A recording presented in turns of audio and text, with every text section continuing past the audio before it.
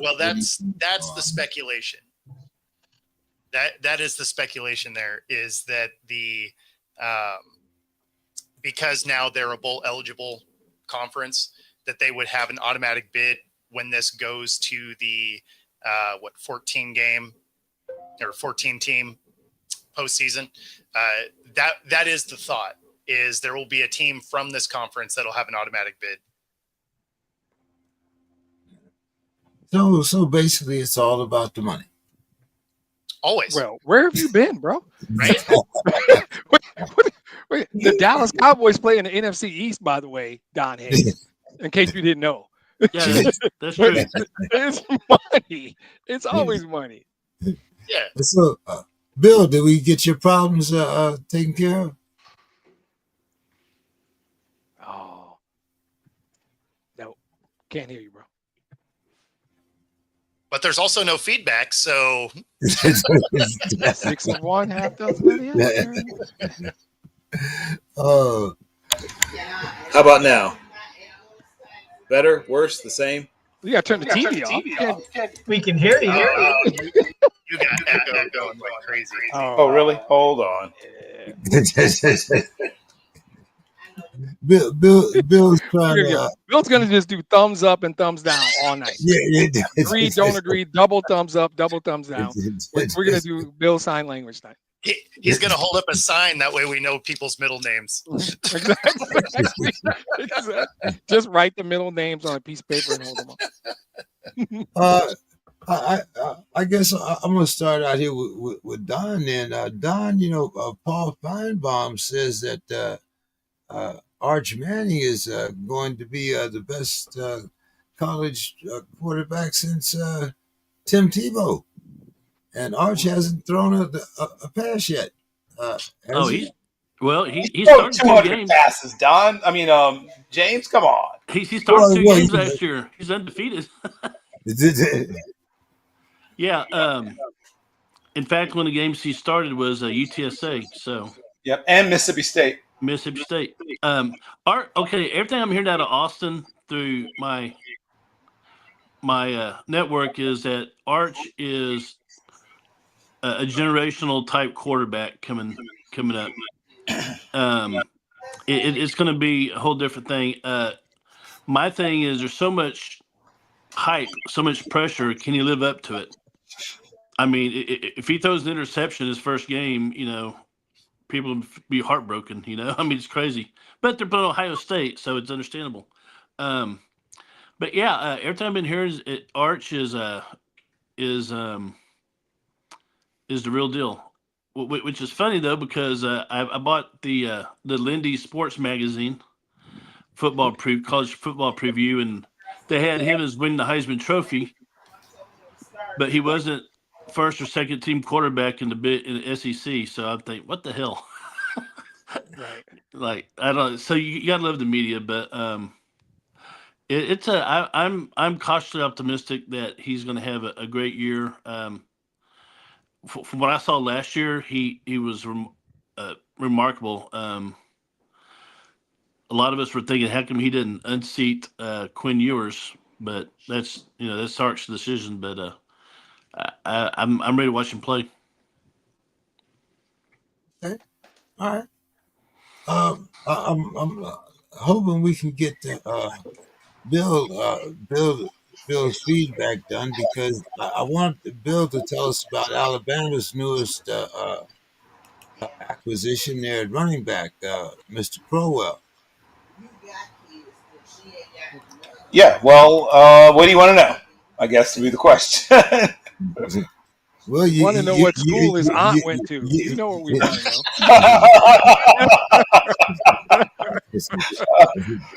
know.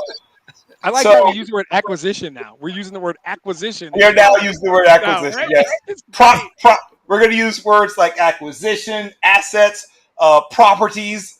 Right. Yes.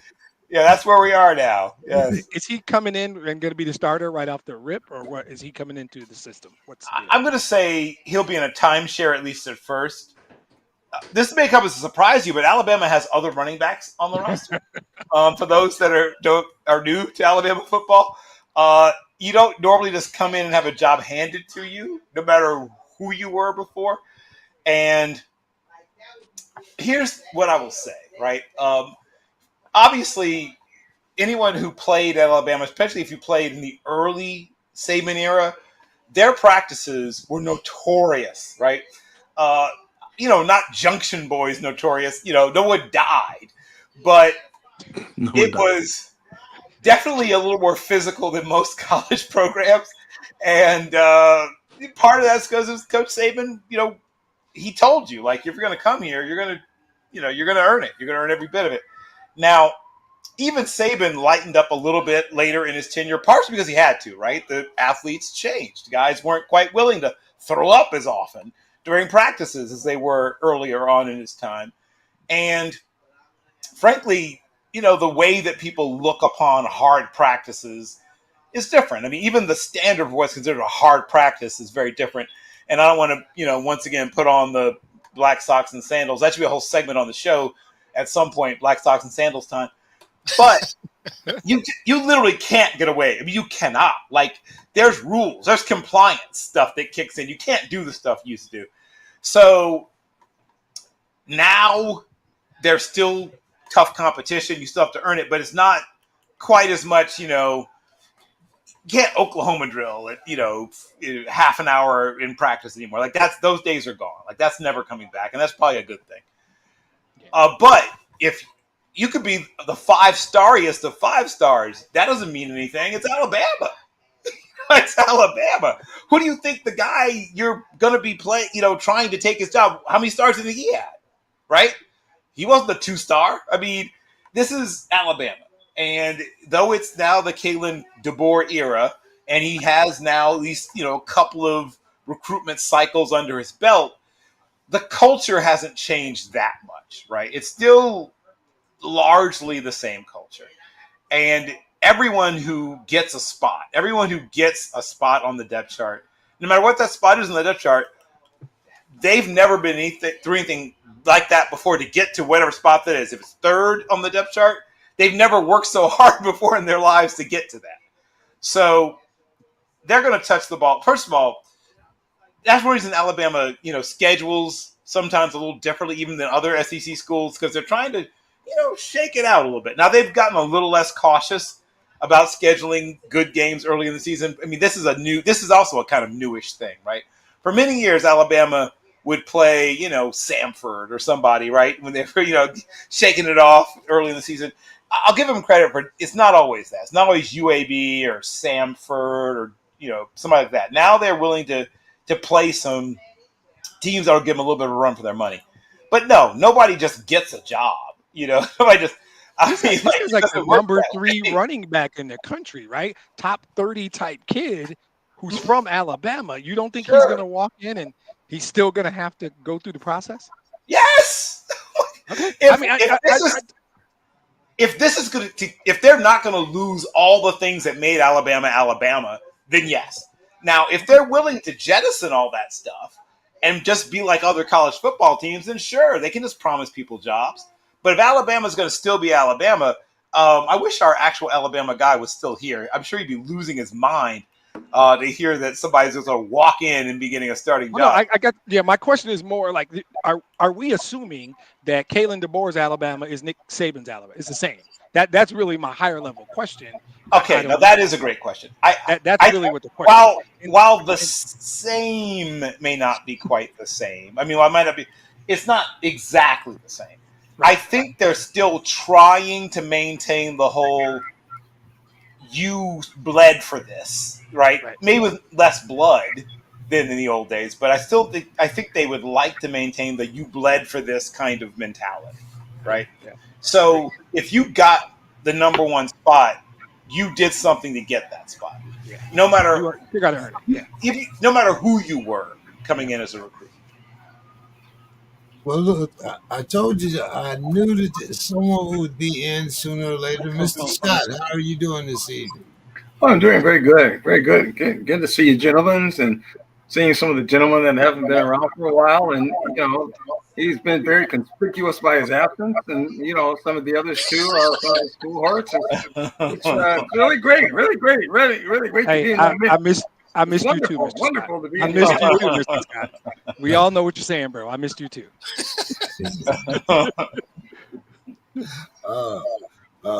Mr. Scott has been very well behaved during your absence there, Demetrius. The Tigers are up on the Twins by 12.5 or something. What else is he going to do? No, he's starting the whole thing over again, just All right, like I'm he sorry. did with the Tigers. Just like he did. Now, excuse me. Now the Tigers are running. They're doing great now. But then the Lions. Let's face it. Last year he made a fool of himself. I'm sorry, Dave, Don, Bo. I'm sorry. I just need 30 seconds, bro, and we can get back to the podcast. My team won 15 games last year. 2 of them over your team. Everybody on this podcast knows, if not for a historic level of injury, we're having a different conversation about my football team. There's no way you can come on this podcast. He's already checked out. Of course, and he should have. I don't blame him. That's smart. See, he's smart. He knows when it's time to walk away. He knows. All right, let's get back to the real podcast. Stop the nonsense. Yeah, Jimmy Young ducking out of the ring. Jimmy Young ducking out of the ring.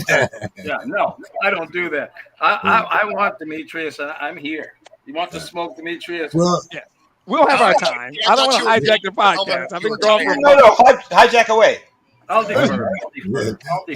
So, and Bo, I got something. I got two things. But anyway, I'll defer. Oh no! Like, what do we got? Bring it. Unfortunately, missed this show a lot. So bring the heat. What are we playing with? I feel like we're a half hour in and David hasn't said a word. Is this Mike, bro? David, what's going on? Where's Sue's corner? What are we doing? He's the one that's on my side. He's the one that's on my side. I think David's mic is muted. I haven't heard Sue's corner. I was waiting. No, excuse me. Donald was on my side. Donald was on my side. Dave, say something, Dave. Say anything. You're pretty quiet over in that corner, Dave. No, I'm just taking it all in. I'm waiting for Demetrius and Anthony to. I want to see some fisticuffs. There's nothing to do. All my teams are better than all of his teams. I am a significantly better podcaster than him. He knows all this stuff. There's really nothing to do here, Dave. We all know the truth. The gloves are off. The gloves are off.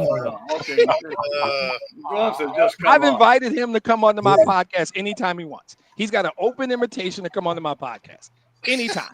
He has never taken me up on it. Can we move on? We should. Yes. Don's getting bored, man. We need to move on. I'm not bored. I'm enjoying this. You're right. You guys are just instigators. That's all I can say. It's all love. It's all love. This is most time I've had since honeymoon. Bo, the Rams acquired Devontae Adams. Bo, could the Rams be the sleepers in the NFC West? Oh, I don't think they're a sleeper. I think they win the division. Yes, sleeper. How is he a sleeper? Right? Like, are you sleeping on him? Because I don't think anybody else is. Like, I was gonna say, the heck? they're far and away probably the best team. There's a lot of questions for the Seahawks on exactly how this offense comes together. They have pieces, right? But whether or not they can play together, we have no idea because this is going to be the first year for most of them. They did some things that look like they fixed issues, but we won't know until they start playing games. But for the Rams, no, the Rams are about as set and ready to go as you could be. So the team that, if you wanted a sleeper in this, it would be the Cardinals. There you if go. they can figure out how to actually play week to week, because there's moments where you're like, oh man, like they could be a good team, and then the very next game you're like, There's the Cardinals. So, so if they could figure out how to do something every week, that would probably be your dark horse in the NFC West. And the Niners are just going to be kind of a dumpster fire this year, I think. Even though they've actually had a really quiet offseason, which is rare for them. They paid some guys. They're going to be better than I think people give them credit for, but they're not going to be that team this year. I think they'll end up with a winning record. Cardinals with the world's tallest midget? No. If you wanted a dark horse, we're saying the unlikely factor, right? Okay. Right, but the Rams are the most solid. Like, if you had to bet your life on any of those teams in the NFC West, it'd be the Rams 1,000 times out of 1,000. No I question. mean, Les Snead's about to, put on the Black Album. Allow me to reintroduce myself. Les Snead builds winners. If you forgot that somehow, they're about to remind you. Les Snead is a top 5 GM, people. If you forgot, this year you're going to remember. They're winning 11, 12 games. What are we talking about, dark horse? Yeah. No, they are the team to beat in this division. Number 9's healthy. They are the best team in that division. That's the only 9 with some room to spare. Really good football right now. So yeah. Yeah, the battle's for number 2 spot in the West. That'll be the fun one. Yep. Yeah, and that'll be a closely contested spot. All right. Dave, which second-year quarterback do you think will have the biggest jump this coming season? Caleb Williams, Bo Nix, J.J. McCartney, or that guy down in Washington, Jaden Daniels? Yeah, this is it's a really interesting question. I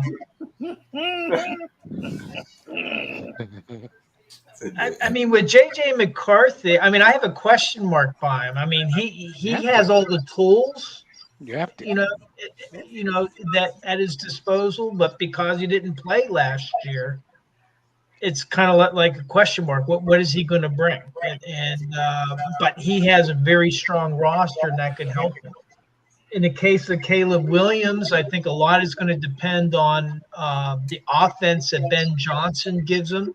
And I think that they've been trying to reorganize their offense. He wasn't very impressive last year, but he has the potential to jump. And for Bo Nix, I think the problem is Denver. Do they have the weapons for him to really excel? So I think that Jaden Daniels might have the easiest path to outproducing all of these guys. Washington had a very poor start last year, and they finished very strong, and they seem to be getting stronger. So I would give it to Jaden Daniels.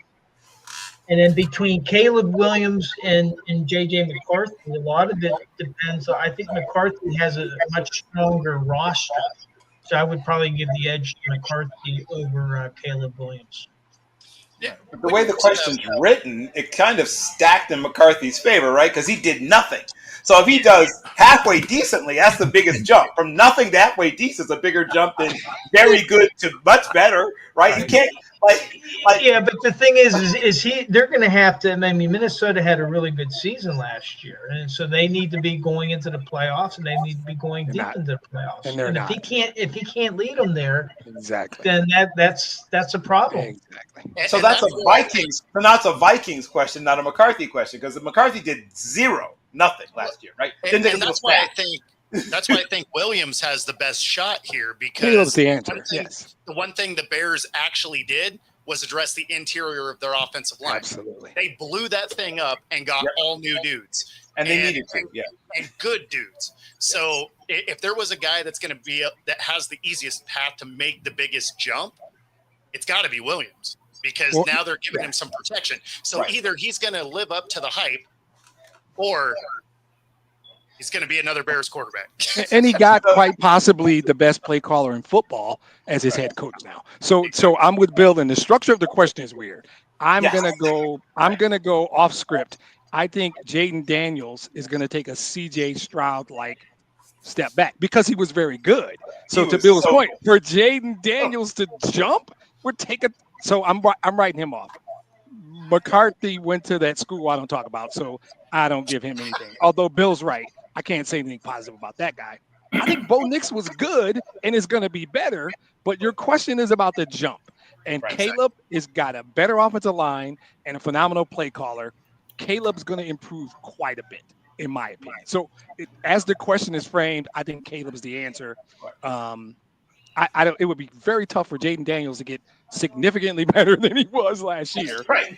So, but I happen to believe they have film on him now, and you're gonna everything we're saying about him now, we were saying about C.J. Stroud 1 year ago. So what we're gonna do is rewrite James's question. So we now take a vote and all decide to rewrite the question. McCarthy has the quarterback whisperer.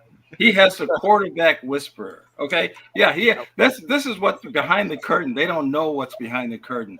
But the GM has changed our whole line too. We've gotten starters from other teams. We've hijacked Hawkinson from the teams, man. That he's just your guy hasn't taken a snap. Your guy hasn't taken a single snap in the league. Who's now healthy, and so I think McCarthy is going to be really behind the curtain. He's going to slip up on people, and with the quarterback whisperer. I think this division, well, it's actually the best division in the conference, best division in the league. Actually, I really believe it's the best division, notwithstanding the second team that, they have a coach that wants to go on fourth down, that wants to in his own territory. Are you guys tired of this? You guys got to be sick of this, right? I'm sick of it. You guys got to be tired of this nonsense. So when you say leading from the back, is that what we're doing? Oh, he's gone. So good. Don, what's your take on this? Well, I'm going to build the question was kind of loaded, so you can make the case. I think Bo Nix will be better. I think Jaden Daniels will be about the same, if not better. But the case with Caleb Williams, they revamped his offensive line. They got some people in there, I think, who know what they're doing. It all comes down to is he going to paint his fingernails black or not. So you're still pissed about that. But I think Caleb Williams has the potential of the biggest jump.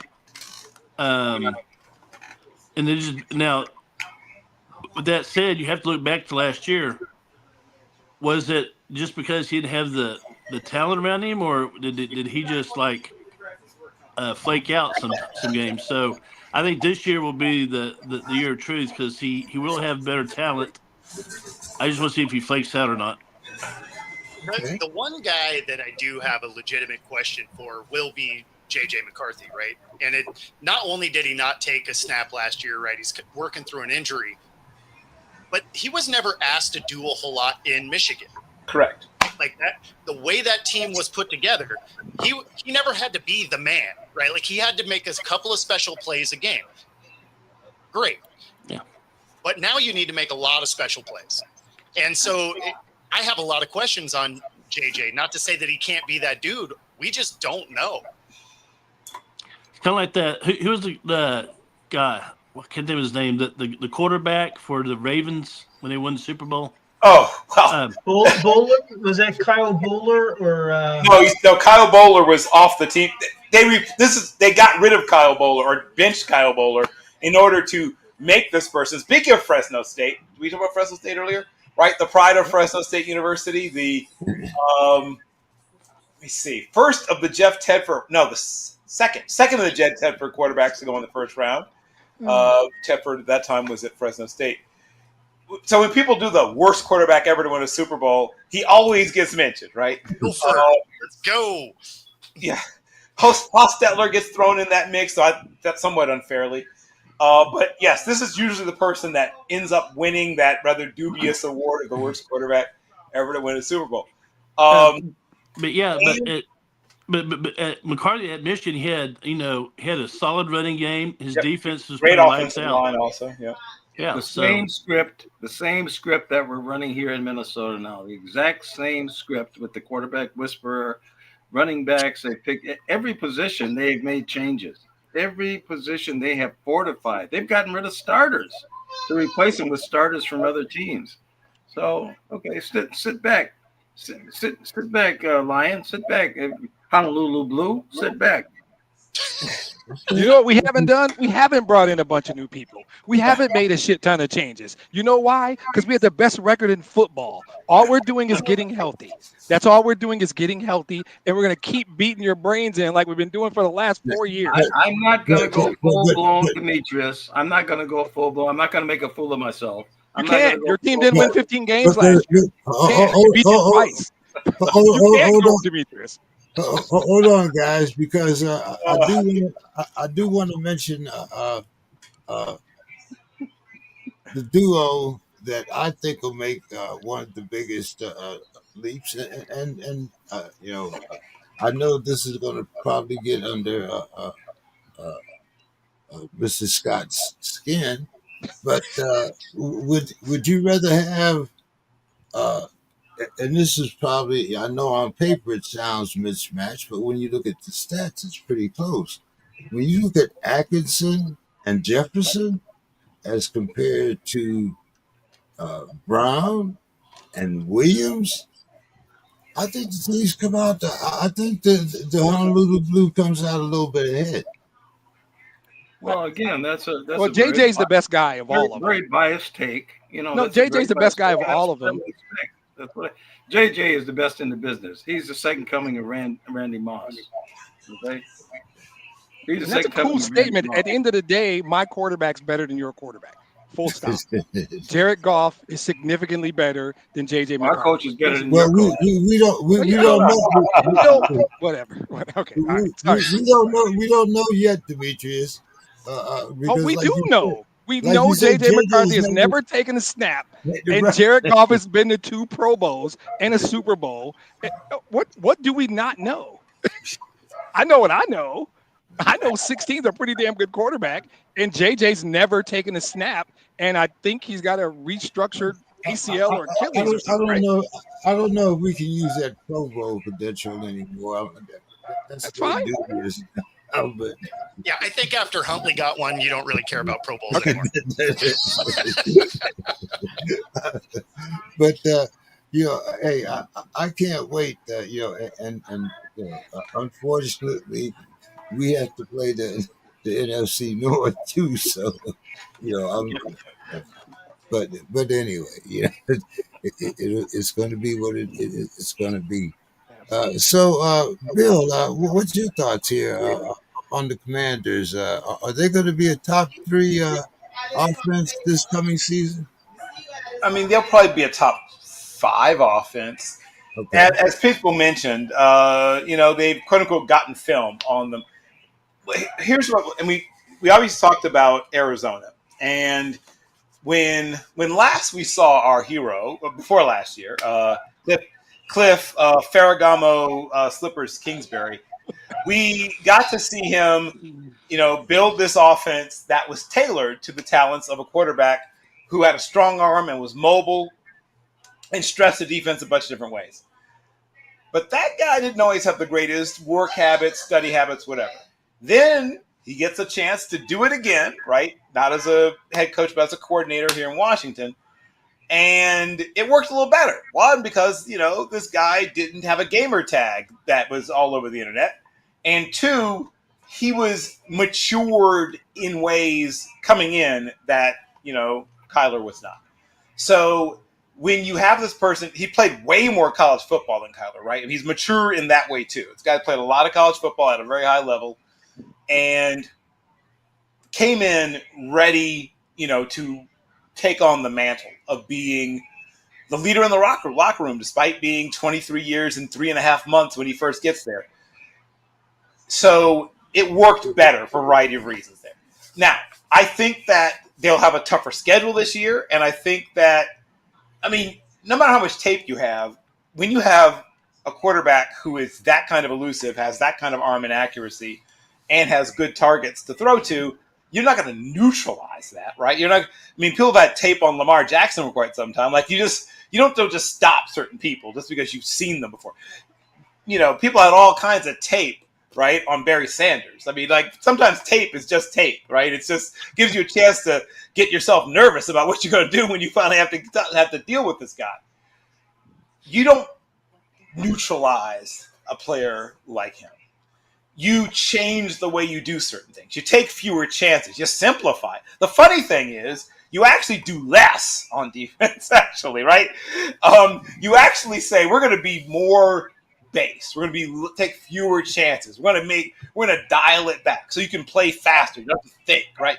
You don't come up with new stuff generally to deal with this kind of player because it just complicates playing defense. You need defense to be as simple as possible when you're playing a guy like this. So you're going to see teams play more soft stuff, more zone, more. Everyone can see the quarterback, right? We're going to play a lot of. Everyone can see the quarterback, so you know where he is and what he's doing. We're not going to do a lot of anything exciting. We're not going to blitz him. Why? Because one, blitzing him doesn't seem to work. We did it when he was a rookie and it got us killed. And two, we want as many people back here if he does break the pocket and take off. Because if you blitz and you miss, now you're behind him and you're not going to catch him from behind. You have enough trouble catching him from the front. So you're going to see people simplify, dial back, play it safer. I mean, people are giving Mahomes trouble not by dialing up a bunch of exotic new stuff, but by being boring on defense, right? We're going to back up and keep everything in front of us and see if we can frustrate him. The funny thing about football, as complicated a sport as it is, one of the best ways to like tamp down a truly talented player is to make your defense dull. It's that old adage, slow is smooth, smooth is fast. Yep. Yeah, well, okay. Let's talk about the Redbirds. They decided to acquire DeAndre Hopkins. Yep. Bill, how does this change the Redbirds' offense? Well, I mean, we Or got does it? to see it already. I mean, I don't know if, like, we kind of already know the answer to that one.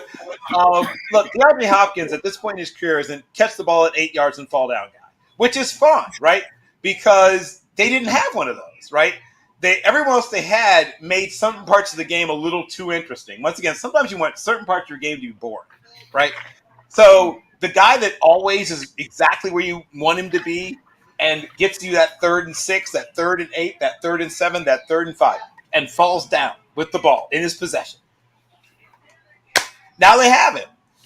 Zay Flowers gives him that dynamic, turn everything into a punt return guy. You've got, if he stays healthy, and he finally had a healthy season in Bateman, if he stays healthy, and you add to that the emergence of Isaiah Likely, I keep hearing Mark Andrews being quote-unquote shopped, which isn't true, but I do know they'll take offers. If somebody blows him away, he's probably gone. But if not, they'll ride it out with him. They despite the playoff stuff, they still love him. He's still a guy who's going to one day be in their ring of bird or whatever they call it.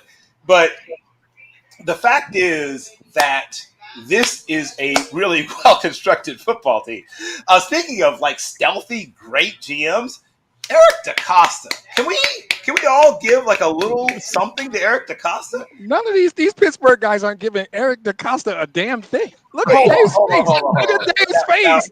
Now, what the hell is there's Steeler fans on this thing. Here's what I'm pointing out. Look, I am, if nothing else, analytical when it comes to the game. I look at the game not how I want to see it, but how it actually is. And I wish we had Eric DeCosta in Pittsburgh, quite frankly. But whatever, right? We don't. But Eric DeCosta takes, first of all, the long view. You almost never see him do something panicky, right? We've seen GMs get all, I got to do this. He takes the long view. He's playing the long game.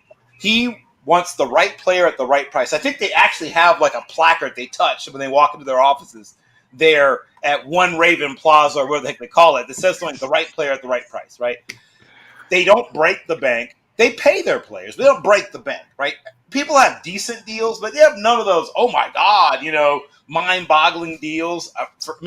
Lamar's getting good money, but he's not like resetting the market. Well, not for long. I mean, I guess like for the day he signed, probably reset the market, but weeks later, somebody was making more money.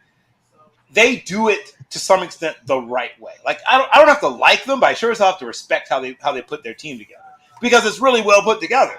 Like I'm not going to not notice that just because I root against them doesn't mean I can't see things. They have depth.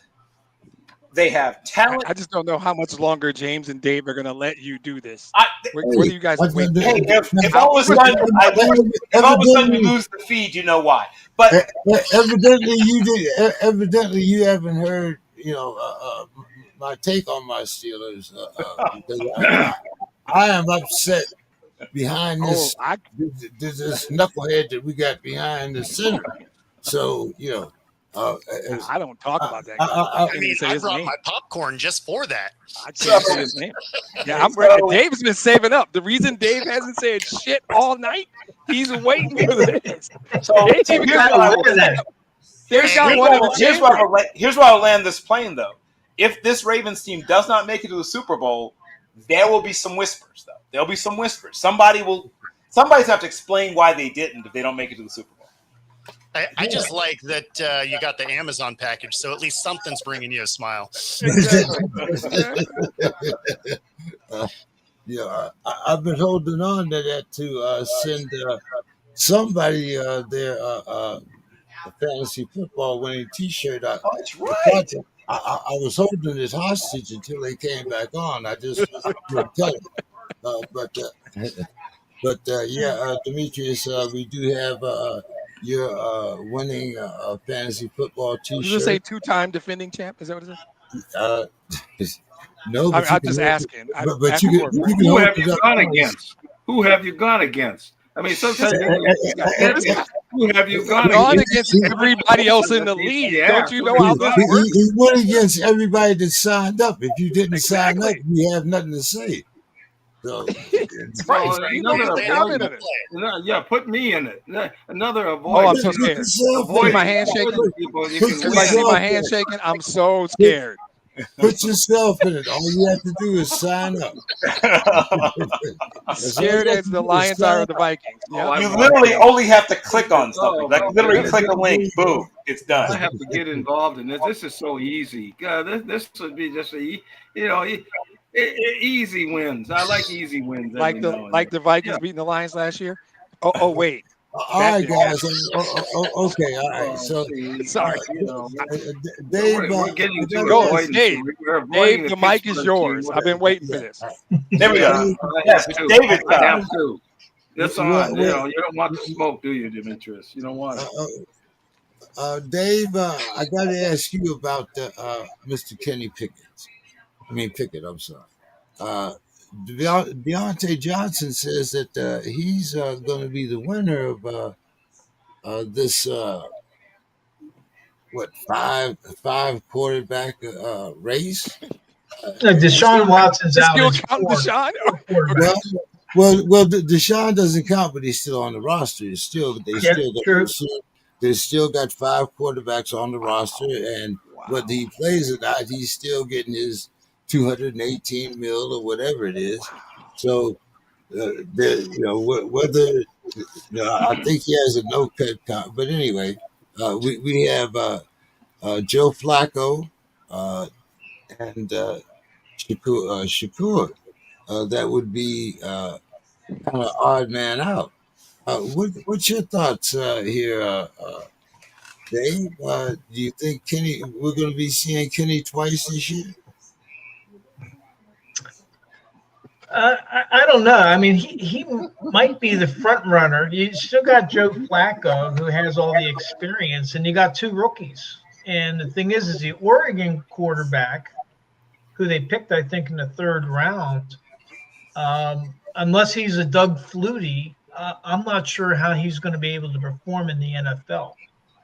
Because he's a little bit challenged in terms of his ability to see over the line. So to me, it comes down to Flacco, who's the experienced guy, has been around. Kenny Pickett has a little bit of experience with Pittsburgh, and then he was the backup for the Super Bowl Eagles. And then you got Shader, and for him, he's already had pulled over, I think, the second time driving over 100 miles per hour. There's some questions where's his mind? Is it into the game, or is it into living his life? And I think for a lot of football purists, they expect you to kind of put your life aside for the game. And I'm not sure that, and it may be that he's better grounded in that sense, where for him, his life is more important than the game itself. And so it's going to be interesting, although he's had a lot of hype and the talent, he should have the talent. I mean, Kenny Pickett kind of came up short in Pittsburgh, but he wants to have an opportunity to prove himself. And so I'm thinking we got to wait to see the preseason games and to see how they deploy the quarterbacks. And I think that they're going to want to use Flacco as a backup, I think, rather than having him be the full the starter for the year, because I don't know that he'll last. Why did Pittsburgh give up on Pickett? Why did Pittsburgh give up? Why did your great team, your great Poobah coach, a great emeritus? He wanted to be traded. He asked to be traded. And so, and he wanted, and Tomlin's edict is, we don't hold hostages here. And so once they signed Russell Wilson, he wanted to be traded. He didn't want to compete for the job. And so we shipped him to Philadelphia. Simple as that. The Giants. Now, you mean Pickett? Kenny Pickett went to Philadelphia. Yeah. Kenny said he did, like you said. Kenny said he didn't want to be here. He didn't want to compete against Russell. Right, just in the back. So, bro, what's your take on this this situation up in Cleveland? As far as I wish we finally would have had a Hard Knocks we wanted to watch, because I would have watched this quarterback room on Hard Knocks. We should put Reggie in since he's in the back. Yes. But yeah, I mean, like, free Reggie. Please. Yes. Thank you. Yes. There he is. Oh, guys, I'm back. Thank goodness. I'm waving in my shadowy down in the bottom. I'm in the shadow waving. Nothing's happening for me, Bo. Thank God, Bo. Thank God. Get me on. I was about to leave this show. I ran through the airport for no reason. I was like, man, I should just walk through the airport. I ran to be here, and I could have just walked. The whole time I would have felt embarrassed myself. I felt very good at least to get this. Thank you. Boy, this is like when George Foreman fought the 5 men at one time. I was trying to get on because there's like 9 people on this show. I was like, this is the most people I've ever seen on the show, so I got to get on. I got to be one of the people. I got to be one of the people. Like, how I missed this show was like 20 people on here. How do I miss this one?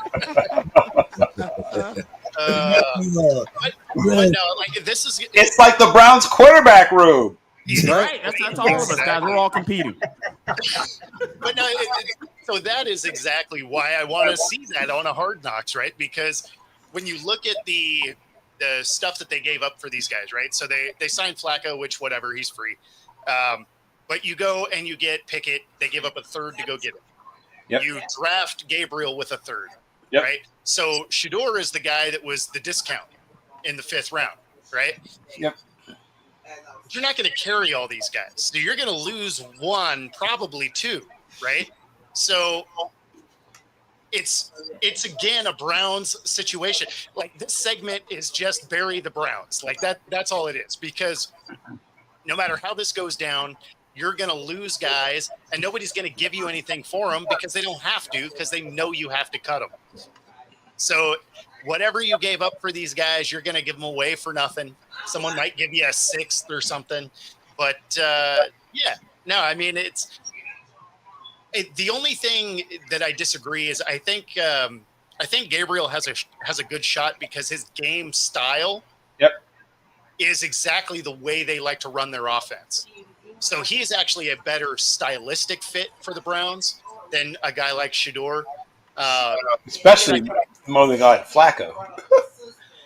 Well, I mean, yeah, but Flacco, again, you're going to want the adult in the room, right? Because you have 2 rookies and a guy that's still kind of one, right? So you want Flacco there to help mentor guys along. But, I mean, if you keep 2, Pickett realistically is probably the guy that ends up not there. Yep. They may try to shop him. That's a possibility to try to recoup some of their Shop Kenny losses. Pickett is what you're saying. They might try to shop Kenny Pickett. What are you gonna get for that? You're getting nothing for any of them. That's the thing. Especially because they're kind of distressed assets, guys. People know they got to get rid of them. Like if you know, I'm just gonna wait for it to happen.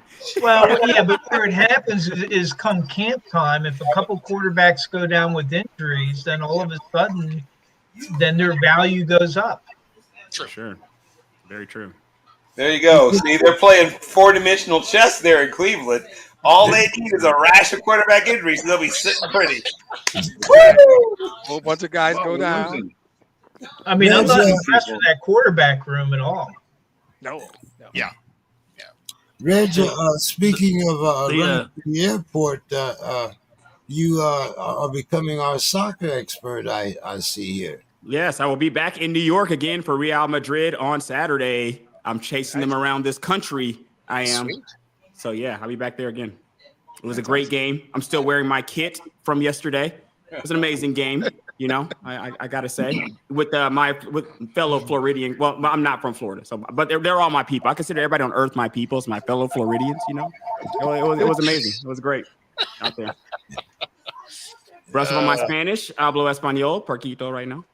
Brush up on a little bit of that while I was out there. So on poco right now, but, you know, working on it.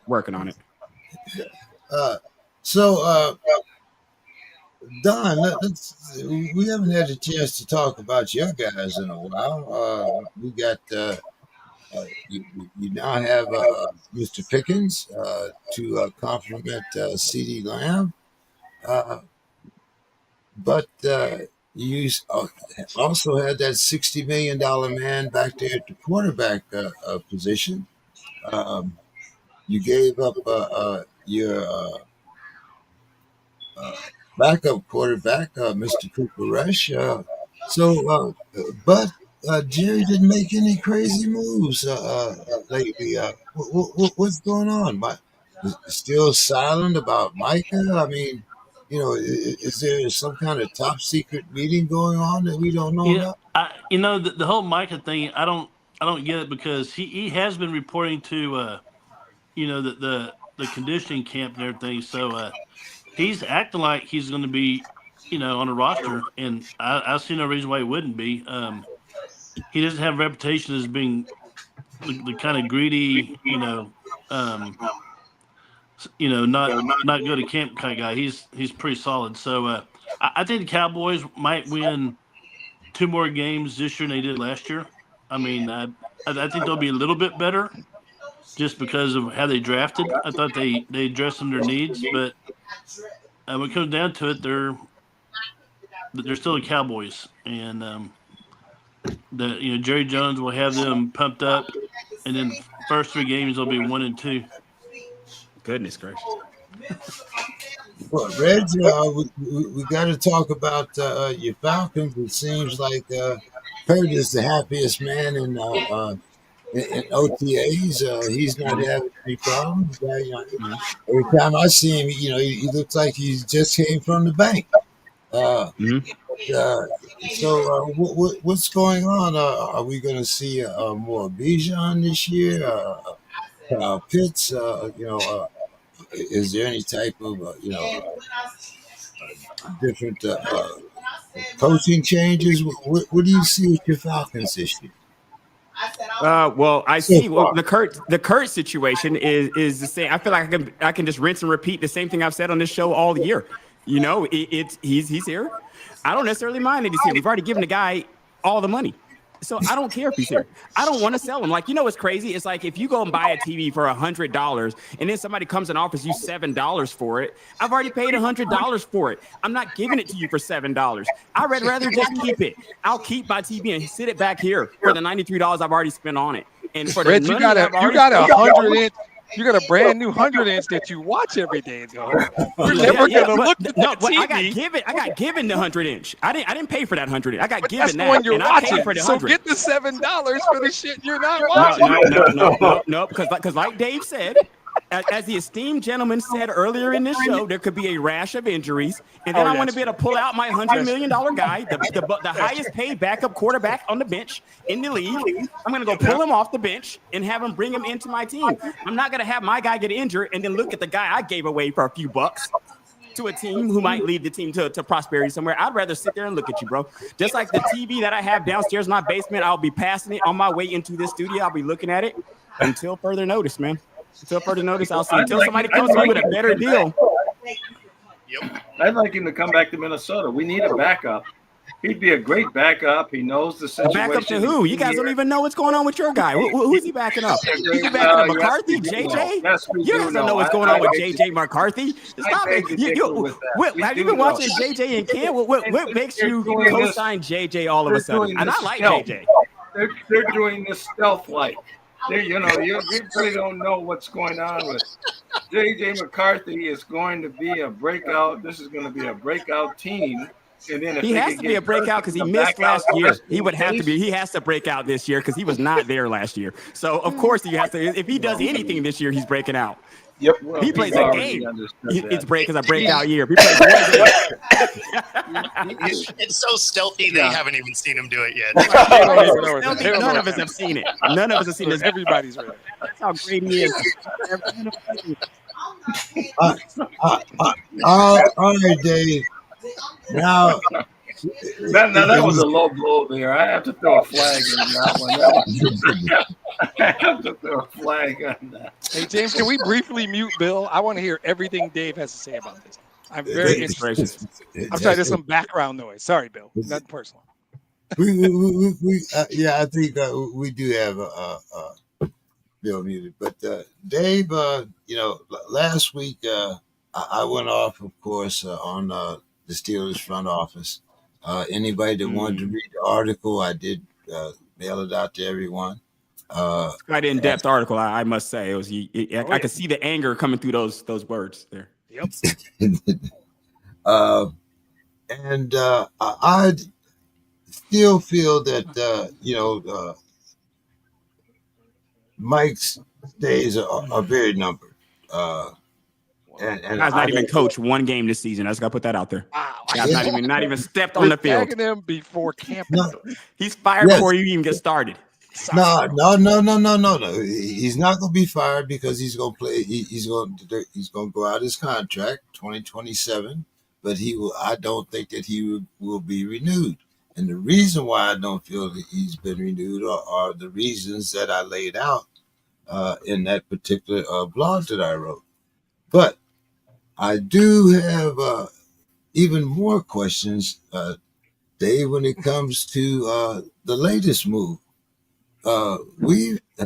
It seems to me like we just traded these guys back. Didn't we have these guys before? And he was disgruntled when he came. He's disgruntled when he's leaving. I do like the acquisition of the tight end, but what does that mean for Firemuth and for the younger guys on the roster? The thing with TJ, I don't see a team that we can trade with that would move us up far enough in order for us to get the quarterback that we would need. So I don't really see it. The only thing I can see us doing here is paying TJ. But if you go, going according to, what I've been told is the rebuilding year. And, does TJ figure into the future of the Steelers, or is he worth the two, the one or two maybe first round picks that we could get for TJ? So, Dave, take us through the analysis of what's been going on in Pittsburgh. I know, you guys have been talking a lot about it on Monday night. Okay, well, you had a question about Smith, Reggie's favorite guy, offensive coordinator. Whether Mr. Smith will be back or Yeah, is he? and then but first we'll talk about the trade first. So I mean, number one, that took everybody by surprise, and nothing new. But Steelers don't use the word rebuild is not in the Steelers vocabulary. They do not rebuild. That's their credo. What they try to do is they try to go into every season as competitive as possible, but they keep an eye out for the future. And so, number one, when I first saw the news about they got Jalen Ramsey, then it was kind of like, what did they give up for him? I mean, are they, they've been hoarding these draft picks for 2026 to get a quarterback. And then all of a sudden it was like they traded Minkah Fitzpatrick. And I'm like, what? And that took a lot of people by surprise. Now, the thing is Minkah had a couple off years. Last 2 years, he had off years. Last year was the first year that quarterbacks had a quarterback rating over 100 when they targeted him. Yikes. And that's the first year. But the ding on him is that he was being paid top dollar as a safety. And what they were looking for are takeaways. And all of a sudden his takeaways weren't there. And, 2-3 years ago when they had to put him into the slot, maybe there was a reason for that. But he just wasn't coming up with the ball. And they're paying him top dollar. And then the other problem that they had was some questions in the secondary. And they got Darius Slay to play outside. But Ramsey, who's older than Minkah, well, he's a versatile piece. He can play in the slot. He can play outside. And he can play safety. And, he's been moved around. And so, what Pittsburgh gets out of this trade is, number one, is it did not impact their 2026 draft capital because the 2 draft picks involved were for 2027. Secondly, they get Jalen Ramsey, who now you pair him with Joey Porter. You got Darius Slay. You got young guys like Corey Trice, and then Beanie Bishop in the slot. Now where it's good for Porter and for Bishop is now they got some savvy veterans that they're only here for a year or two, but they got these guys to learn off of. Because one of the things with Porter, he was the first second round pick, practically a first rounder, but he was the very top of the second round. And he's been doing okay, but he has a lot of penalties and he's not really getting the takeaways. But now he has some veteran presence to learn from and to maybe take some of the attention off of him. Jonnu Smith, now that was the other piece that Pittsburgh got from Miami. Now, the thing is with Arthur Smith, and I know Reggie's very aware of this, is his offense is built around a running game and tight ends. He likes to spread the ball around. He uses the 13 personnel, running back and 3 tight ends. Well, now you got Pat Freiermuth, you got Darnell Washington, and you got Jonnu Smith. And so now it's like, okay, well, Arthur Smith was saying, and by the way, his father just passed away, I think, last week. So condolences to Arthur Smith and his family. But he was saying that he was not able to really run his full offense, in part because they were kind of catering to Najee's strengths, which was not really the outside zone running. But now he has the 3 tight ends that they've drafted a running back to take Najee's place to pair up with Jaylen Warren. And they have a young offensive line. And so I think that what Omar Khan has done is while they're preparing for next year to try to get a quarterback, unless the guy they got in the 6th round, the Ohio State kid, pans out, is they're making their team as strong as they can for 2025 to make a push. And so I would call them a wild card team. And what I mean by wild card, not in the playoffs, but wild card in terms of they could really fall flat on their face and only win 4 or 5 games.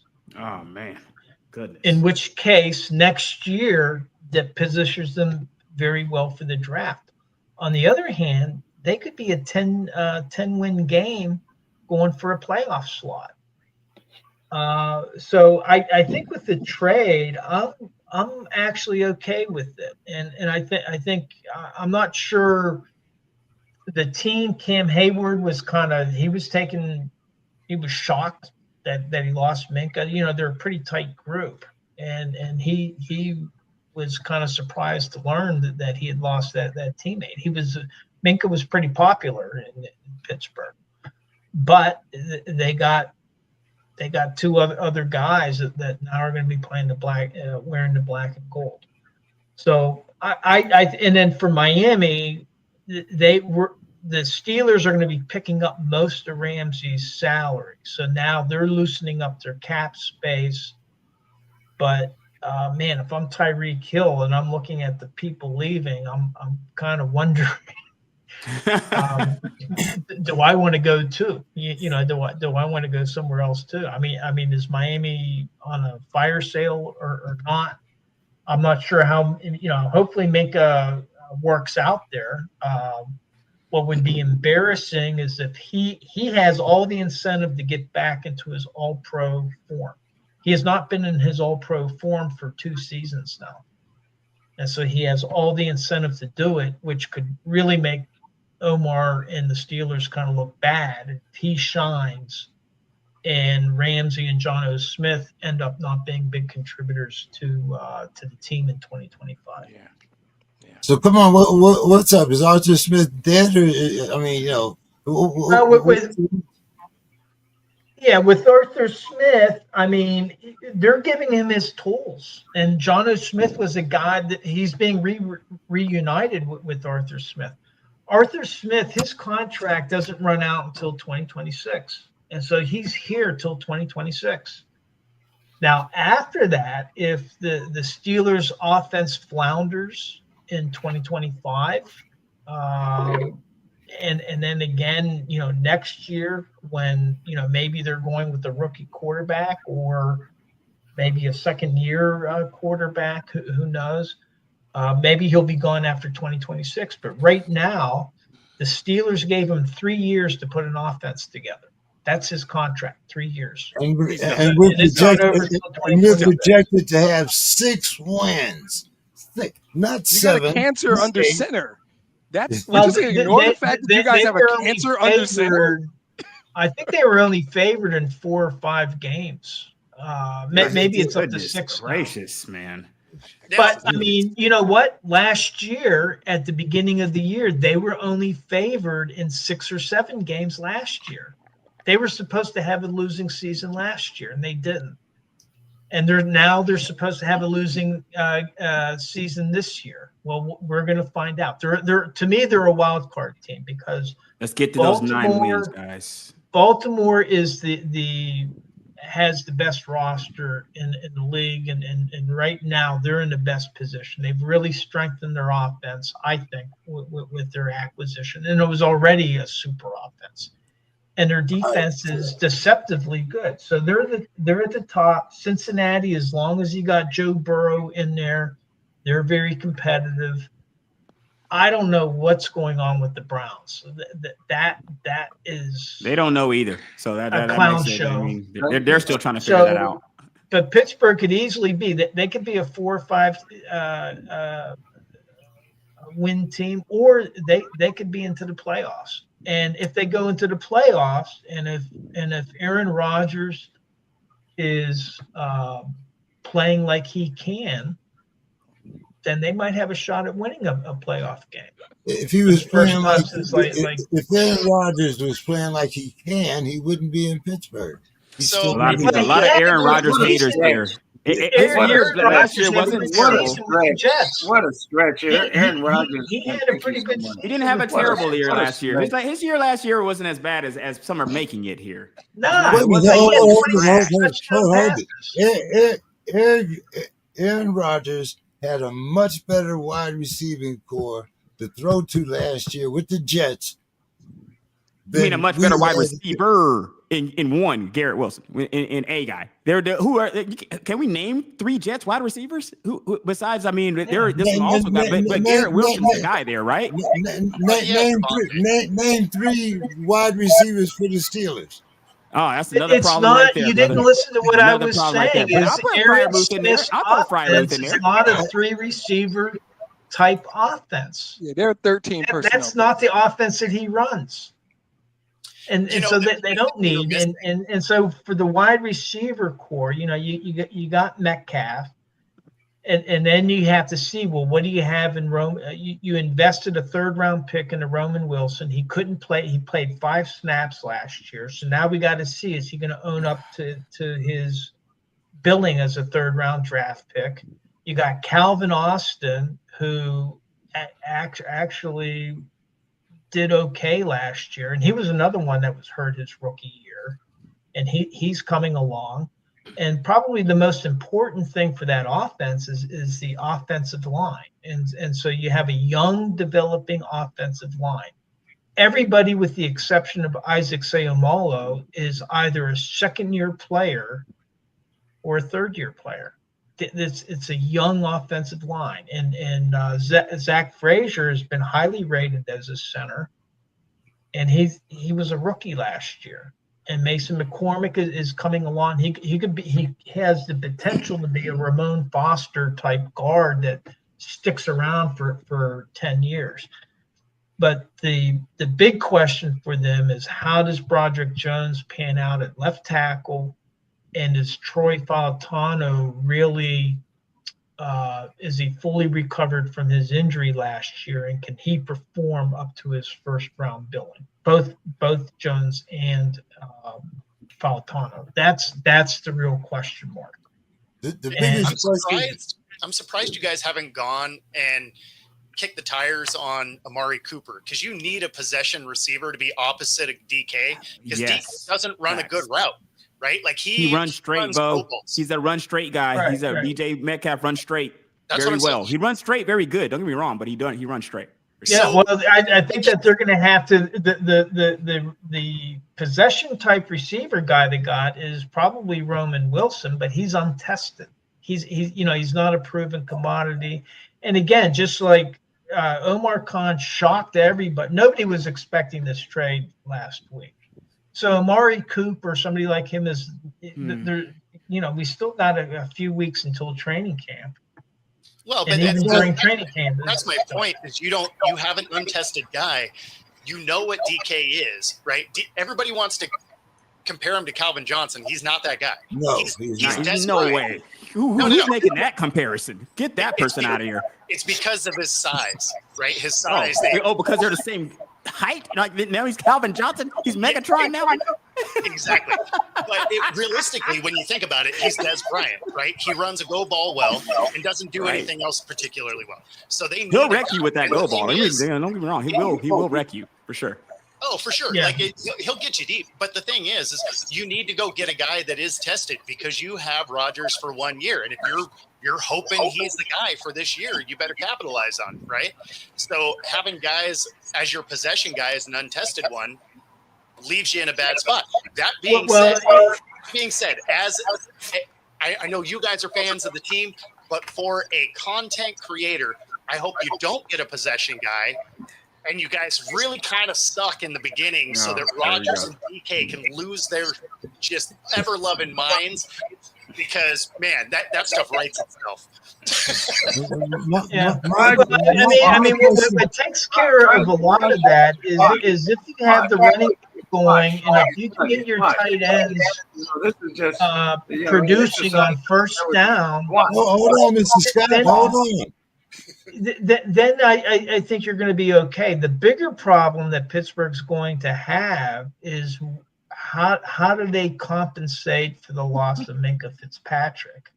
So you have Deshaun Elliott as a strong safety, and it's like, okay, is that something that Jalen Ramsey can kind of fill in that role?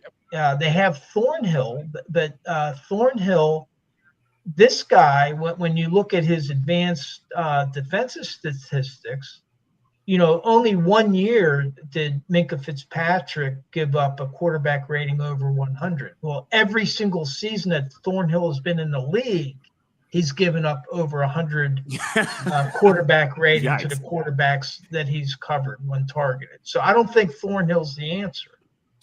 And so I think what I'm looking forward to is, do they do something with this bevy of corner? All of a sudden, what they've done is they've built a big cornerback room. And do they do something with that on defense? So my question, Dave, is who has Brutus targeted to take Mike Tomlin's place in 2027? Because it's clear to me that who has Brutus, and you know who I'm talking about, Brutus. When I refer to Brutus, I'm talking about Omar Khan. Goodness when gracious. Will he decide, or who has he targeted? Is he going to stab him? Like, what is he doing? He's going to kill him? Well, like, what's going on here? Read the article. That's why Mike Tomlin doesn't going on in Pittsburgh. And he will not be working for the Steelers after 2027. And I'm asking who has that's between Art Rooney and Mike Tomlin. That's the only Brutus in the room is Mike Tomlin. Than words. If you don't give me anybody to work with, how the hell do you expect me to win? They just brought in Jalen Ramsey and Jonnu Smith. They've been wheeling and dealing. You just downplayed them all the way down to the second-hand players. You guys are better than me and Mr. Scott. This is great. I think they're going to contribute. I think they're going to contribute. I think they're going to be contributors. They're not superstars, but I think they're. That's great. Aaron Rodgers is your quarterback. Who the hell? Whenever you make a trade, be healthy more than 8 games. There's a risk reward in any trade, okay? And what they're hoping is that Ramsey and Smith combined exceed what they would have gotten out of Minka Fitzpatrick. And if they can contribute, if those two can contribute to the defense and to the offense in 2025, then he succeeds. It doesn't make what our defense is doing if we can't score on anybody. I'm enjoying the crash out. We're going to score. The crash out's happening before the games have even happened. I'm not sure what the crash out's not even all the way warranted right now. Like, what are you going to do when they actually lose? And the thing is, it's like they right now, hope springs eternal. I understand. Like, I'm not happy with any of the moves. This is a strange. I've said many a times, this is the strangest Steelers season I've been a part of as a fan. It's strange. It's strange to watch. It's not something I'm used to. Going into a season, usually it's like the Steelers, like the good kid. They're the kid you don't have to worry about. I got to worry about the Falcons. I got to worry about all my other teams. I got to worry about the teams. 2 teams I do not worry about: Real Madrid, my soccer team, and Pittsburgh Steelers. I don't worry about those 2 teams. Those 2 teams I don't worry about. When they're not winning, it's frustrating, but I don't worry about them. Now I'm in this position of going into this season, kind of worried about the Steelers. Like, what's going on here? Like, it's that's why I call them. They're a wild card team. It's hard to tell because, and kind of to Bo's comment, why aren't they getting a number 2 wide receiver, a possession receiver? Is because they are, while they're trying to become as competitive as they can in 2025, they're trying to do it without impacting their 2026 draft capital. And so the problem is that and I'm sure that they're talking all the time, it's like, what's it going to take to get one of these players? And what's it going to cost us? Because at the same time that they're looking at being as competitive as they can in 2025, they're also looking toward 2026 because it's a very, very important draft for them. And we haven't even talked about TJ Watt yet.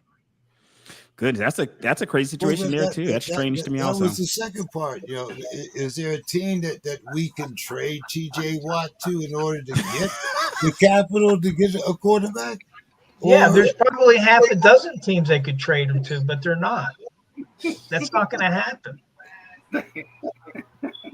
So what's going on? Is he just needs to be paid? Has he just not been paid yet? Is that what the situation is here? Yes. Right. Yes. He's actually signed through 2025, and so here, So he's playing on the last year. His last year. This is an extension, and then the question is Myles Garrett? He's getting $40 million a year. Oh my God! I know we're not about to pay PJ $40-50 million a They year. aren't any good. They aren't Oh, any 40-50 good. million bucks. Oh my God. Yeah, but I think for Pittsburgh, they're going to try to hold on to him because if you don't have TJ Watt, I don't. That's too much out of the defense. So what is he asking for, Dave? And how much are you comfortable with paying TJ per year? Well, I don't know how much. I would imagine that they're trying to exceed Myles Garrett's contract. So over 40. Right. Is what I imagine. But Oh, we'll makes see. my stomach hurt, man. Makes my stomach hurt. Anytime Well, I mean, pay a guy like that and you don't have your quarterback situation all the way sorted out, it makes my stomach hurt. It makes my stomach hurt because when you're looking at teams like the Chris Jones needs a Patrick Mahomes. Like I get it. You got to pay these guys to stop the quarterback, but you need a quarterback yourself. You know what I mean? So it's like if you don't have a quarterback yourself, who cares about the guy stopping the quarterback? You know what I mean? Well, the 2026 Cleveland draft might look into a is their situation quarterback with plan. The 2026 draft is their quarterback. That's what they're targeting. Who is there? Who is there? Somebody will be there. If the cancer that's under center right now doesn't totally destroy the organization, or if he does, they'll be positioned. They have a clear strategy to address quarterback in 2026 They still know what when you're they're pushing doing. all those chips to the middle of the It's table, you difficult, better know but what they you're still know doing. what You they're better come out of that 2026 draft with an actual quarterback because you're pushing your chips to the table like these guys are for sure bets. You're pushing all your chips to the table as if these guys are just going to work out. Just like they did in 2003. Exactly. Tomlin won't Just be like there. it's a they did deep- back in This is a 2004. swan song for Tomlin. He won't be there. It's a This deep is quarterback swan group in song. 2026. It is. It's a deep quarterback draft. Well, they better come out with somebody. Or all this like waiting a year to hope me come out next year and maybe this works out. I hope it does. I really do. I hope it does. But Yeah, I think where they Burrow made and the Jackson ain't mistake is going they nowhere. should have offered either Fields or Wilson a 2-year Yes. deal last year. absolutely, Yes. Dave. Yes. That is absolutely what they should have done. Yes, Yep. that is Should've what they kept should have Wilson. did. Yes, they should have kept them. Wilson. They should have tried to All keep one of goes them back for to sure. Tomlin. You don't want to talk about Tomlin. It all goes back to that. We've talked about Tomlin for the Jeez. last 2 weeks, Mr. Scott. Tomlin's not the This is GM there, is he? But I you mean, there's don't- a you don't GM they talk have about in that. This is Pittsburgh. his swan Well, song. I mean, You don't talk about here's this. the This is thing the is end of what I it. just the way said. End of things this era. This is the end of it. Mr. See, Scott, I the just way said things he, work I in just said that he Pittsburgh, won't right? be there in 2027. How much Man, I should have just plainer stayed at can the I airport make for it? all this Tomlin hate. All this Tomlin hate. I should have just stayed at the airport, guys, and just waited till Saturday. But Fly see, out again. here's the It's a thing: lot is of the way Tomlin hate right Pittsburgh now. works is during the off season. This is Omar Khan's time. Right. Mike Tomlin is not in the That's news where all the my- time. and It's that's Omar where my Khan. anger is This directed. is Mike Omar Khan's show. Tomlin does not really become a presence until July 26th or whenever training camp starts. Yeah, camp time. Once training camp starts, then you're going to start hearing Mike Tomlin talk, and you won't hear from Omar Khan. Okay, that's the way they work, and so right now we're still in Khan time, and so I'm waiting. Khan I'm time. wondering what's going to happen between now and the start of training camp, which starts the last week of July. That's what I'm waiting for. 2 consecutive losing seasons. That's what happens. Whoa. Anyway. We haven't even had one. This hasn't even started. I'm still go. the 9-10 wins, guys. I'm holding on. 9 or 10 wins, guys. Well, I'm not coming off of it. 9 or 10 wins. And Nine I'm wins. going over my time. I was supposed to head out, but just see, here's the thing that James is exhibiting, which is perfect. It's a perfect example. Pittsburgh fans historically have expected to lose, and they boo the team. 1960s, they stopped announcing the team at the beginning of games when they announced the players coming in. They had to stop because the fans, and James would have been right there with them, were booing the team even before the kickoff. Jim Finks They just booed him was 2 months before the Jim season. Finks was a Pro Bowl quarterback. He got booed so bad he retired early from football because Ran of him the out of there. Pittsburgh fans. And what James is exhibiting is very short patience. They want him to be to the championship, and that's just the way it is. I mean, and that's the way it's been for decades and decades. I hope he keeps up then, because that means we're This is definitely like going to the- win then if he this keeps is like that up. the If he keeps that up, we'll just keep NWO winning. and Hulk I mean, Hogan just like the against fans with the fire, Kevin Matt Nash Canada and all that. 9 wins, guys. 9 to 10 wins. No, that's what he's saying. Over the next 2 years, you're going to have 9 or 9 10 wins. Well, I mean, According to James. and here's the According thing: to James, is yeah, if for they sure. 6 wins this do, year. 6 they're years. overdue. The Steelers, their last losing season was in 2003. Nobody else comes close to that. They don't, but they talk like Nobody. they do. I tell you And, that. and, Yeah, I hear a and lot of because of the speaking like they parity do. rules, right now. they're it's a overdue for a couple losing seasons. Especially those Minnesota actually, people. for I'm not me, sure what they're it's- talking about. They're not is winning they don't get 20. rid of I a mean, lot come of on, come on, bandwagons. guys. What do you mean overdue for a losing? There's no such thing as overdue for a losing season. If there was, though, it Sure would be the they are. Pittsburgh Steelers. It would be the That's Pittsburgh the way Steelers. that If the it league is was, we don't- designed. Pittsburgh Steelers punching above their weight, James, for a long time. The league is Especially last designed season. that Especially way. last season.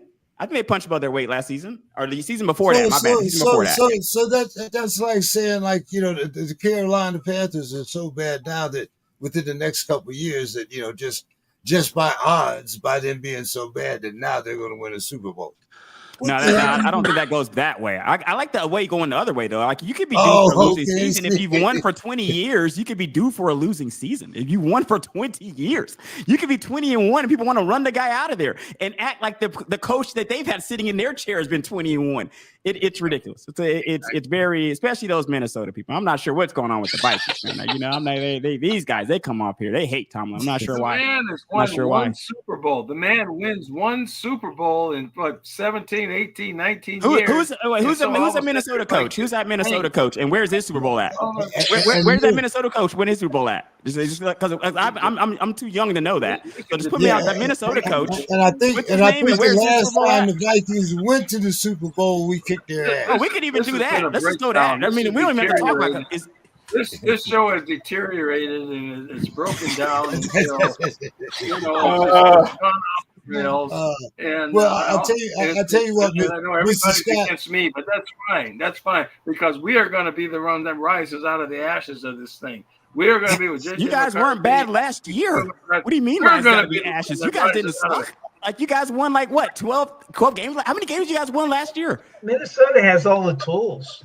They didn't suck. They're not course exactly we do. rising out of the Of course ashes. we do. Because I'm just telling you that. The ashes of 12 wins or the ashes of 13. I mean, They were 14-3.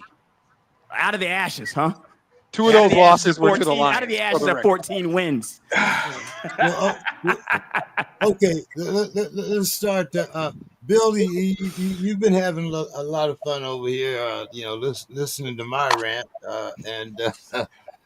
But do you think that Tom will get an extension to be there past 2027? I think it'll be a Don't short run. one. Demetrius, I think don't it'll run, be- Demetrius. Don't run. Don't run, Demetrius. I think say you'll anything. get a, I I think got you'll to get a, jam out, guys. I tried See you to hang later, on man. to watch the See you crash later, out, man. but I See you later, man. It's just going into the total debauchery right now, Bo. Get out while you can, man. yeah. Yeah, I think I'll get you next time. I still got a bone to pick with you. Hey, But I got to head out too. Bo, See you later, guys. all right, well, let's start with Bo. Bo, give us your final thoughts.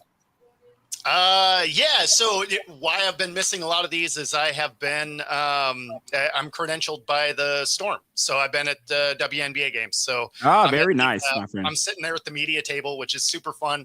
But it does change my evenings a bit. So so I haven't been ducking you. Certainly not Mr. Scott.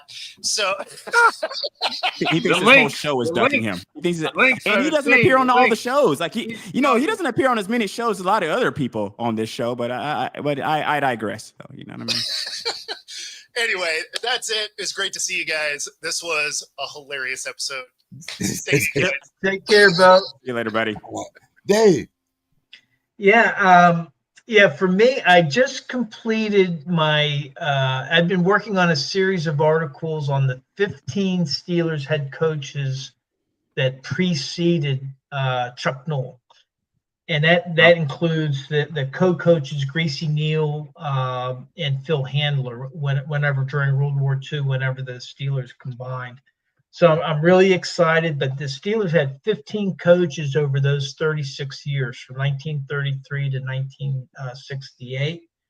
And as everybody knows, since 1969, there's just been 3 coaches over 57 years, which is just that's just incredible. And so what I'm hoping to do now that I got all those articles done, it took me a couple of years. I got distracted, but I'm hoping to pull together a book and so that it can be in one place that describes the Steelers coaches coming up to Chuck Noll and what their role was and how they kind of led. So my very last article was on the very first coach, who was Forrest Jack Douts, who was kind of an interesting story. He went to tiny little Washington and Jefferson College in southwestern Pennsylvania that also happens to be Roger Goodell's alma mater.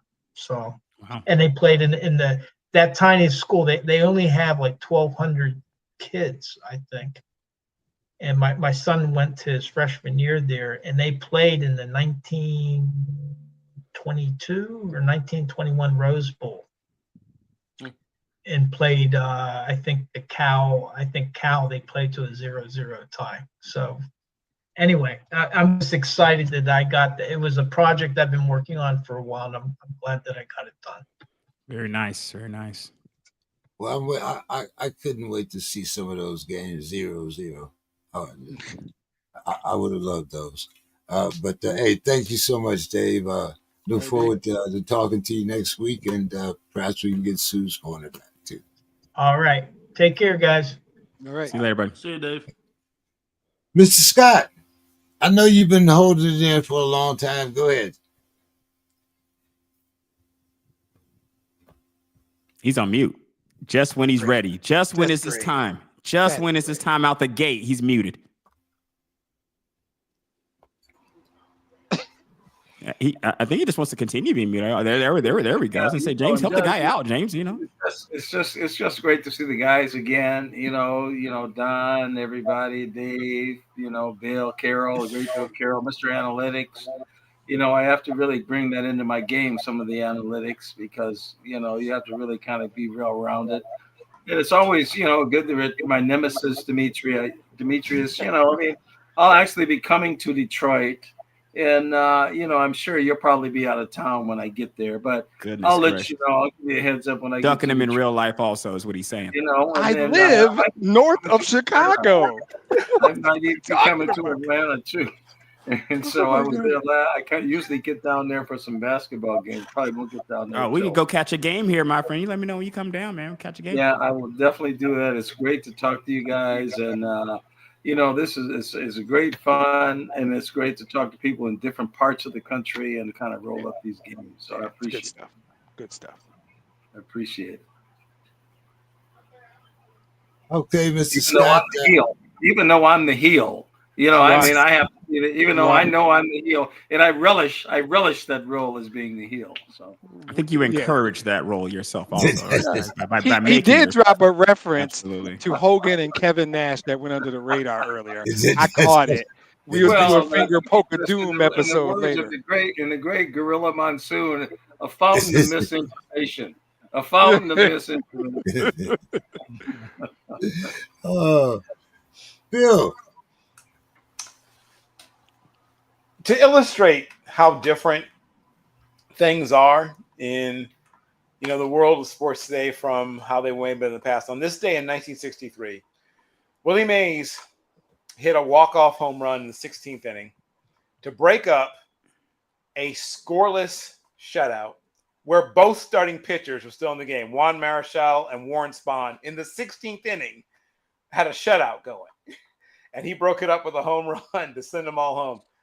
In the 16th inning, they didn't do pitch counts in those days, but I wanted to bet Warren Spahn, who was a guy with nibble, he didn't mind going, 2 balls, 2 strikes, 3 balls, 2 strikes. He probably had about 218 pitches in by that point, maybe more. It just shows you how different everything was. But shout out to Warren Marshall and the great Warren Spahn, who ended up with 363 career victories. Those two on this day in 1963 were in the 16th inning with a shutout until the great Willie Mays sent them home. Wow, we don't even have guys that throw 16 innings in 3 games now. It's like a week. We are that's like a 2 week span there. Reg.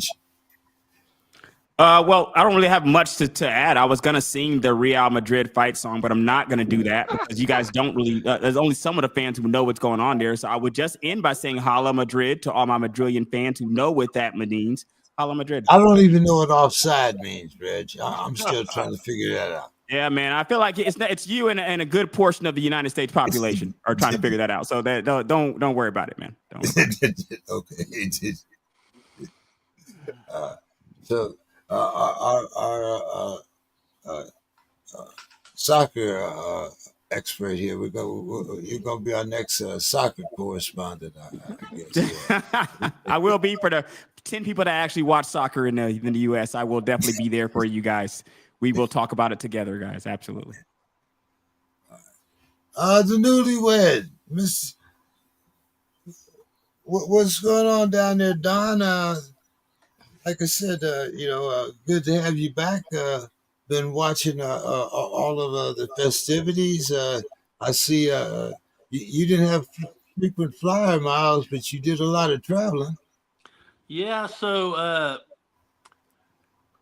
we didn't really, I guess you call it honeymoon, it was more vacation. We went west, took her to the Four Corners region, where the Colorado, Utah, Arizona all meet. And yeah, that's nice. I was driving through a little town on the Navajo Reservation between Shiprock and the monument, and went by a high school that said "Home of the Fighting Redskins," and I'm like, "Whoa, politically incorrect on the Navajo Reservation." So maybe Washington D.C. will be able to change their mascot back. I know there's that movement. It's sort of like the N word. They can say it, Don. They can say it. Right. But yeah, for sure. But yeah, my wallet's a bit lighter, but I had a lot of fun. Wouldn't change a thing I did. I think I lost some weight. I was walking down Carlsbad. Everyone been to Carlsbad Caverns? Oh. That's a hell of a walk. That is a walk. Straight walk. I don't know what that is. Goodness gracious. It's crazy. And this time of year you're doing it, Don? Yeah, that's the thing. You lost some weight, Don. Yeah, you lost some weight, all right. Yeah. But yeah, I enjoyed it. And so my final thoughts is Mike Tomlinson will be the head coach in 2027 for Pittsburgh Steelers. Oh, okay, thank you. I think he just thanks for that. I'm not sure.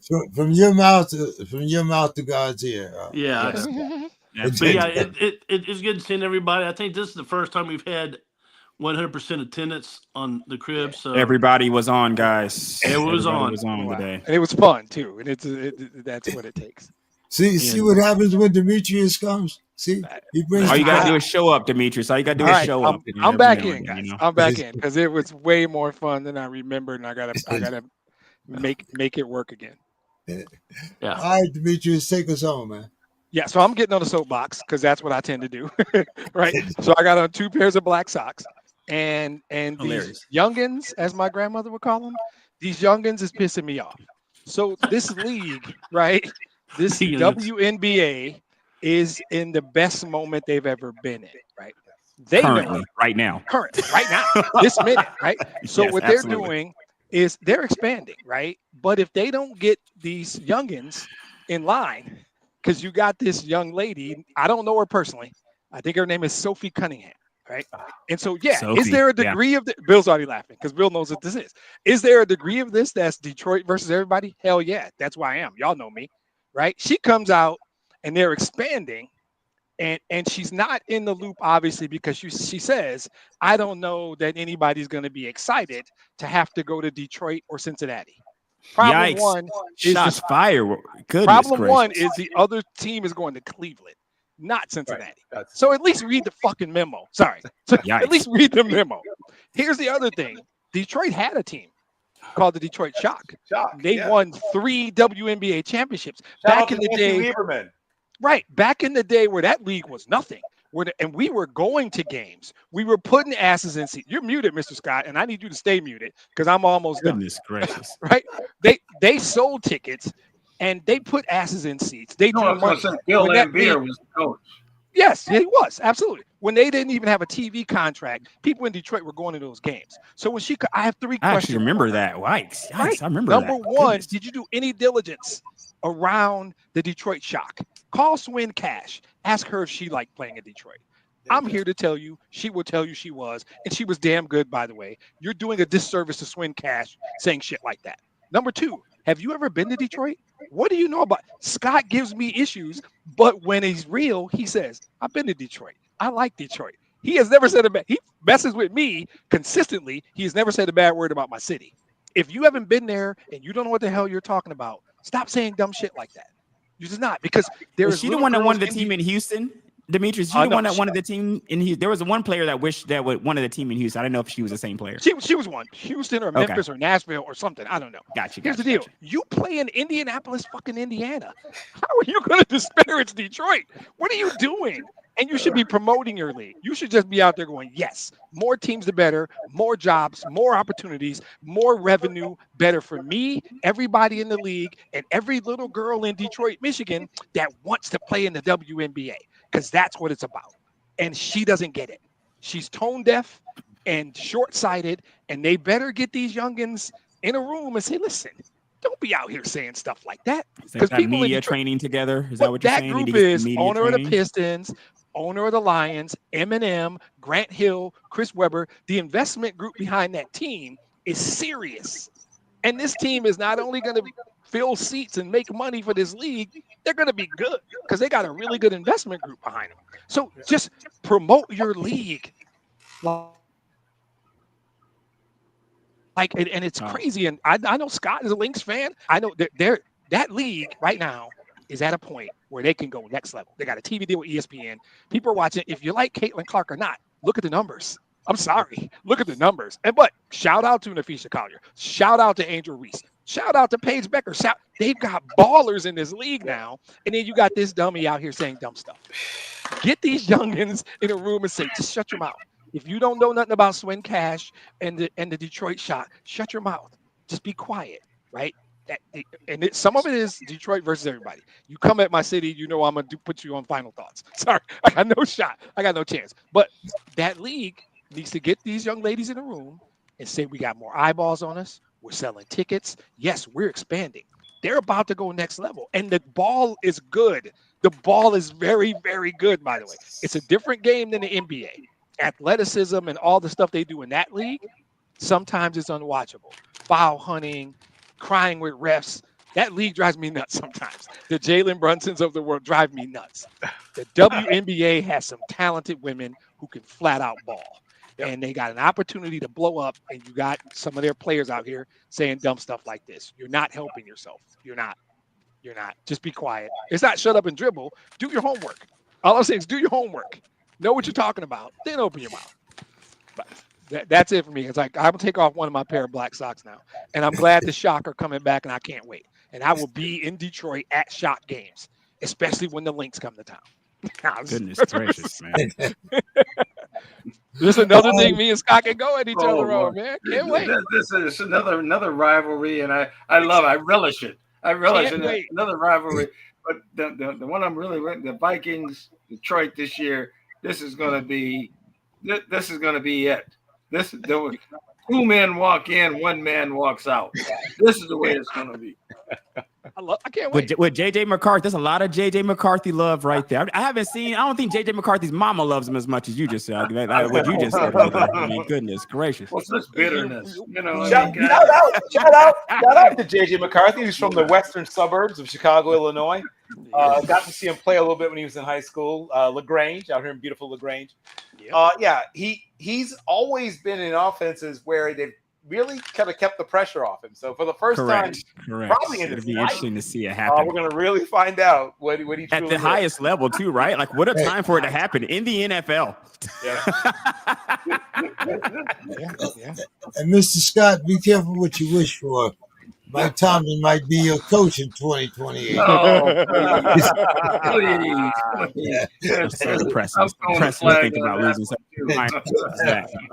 a place like that. It's just depressing. All right, guys. Hey, man, glad to have everybody in. Good to see you guys. Good to see you. Glad to have you back, See you, Reggie. Demetrius. Now that Absolutely. you're back, I'll send you your championship jersey. I appreciate it. Reggie was kind of salty because you repeated. So was I. But I think I've already set up the draft and everything for you guys. Check on the league, see what's going on, and hey, I'll see everybody here next Wednesday. All right, Boy, guys. All right, guys. Good to be back. I wouldn't miss tonight for nothing in the world. That was awesome, guys. That was good. See you stuff. later, guys. See you Very later. cool. Have a good one, Good, man. everybody. Don. Oh, well. I'll reach out to Don later. But James,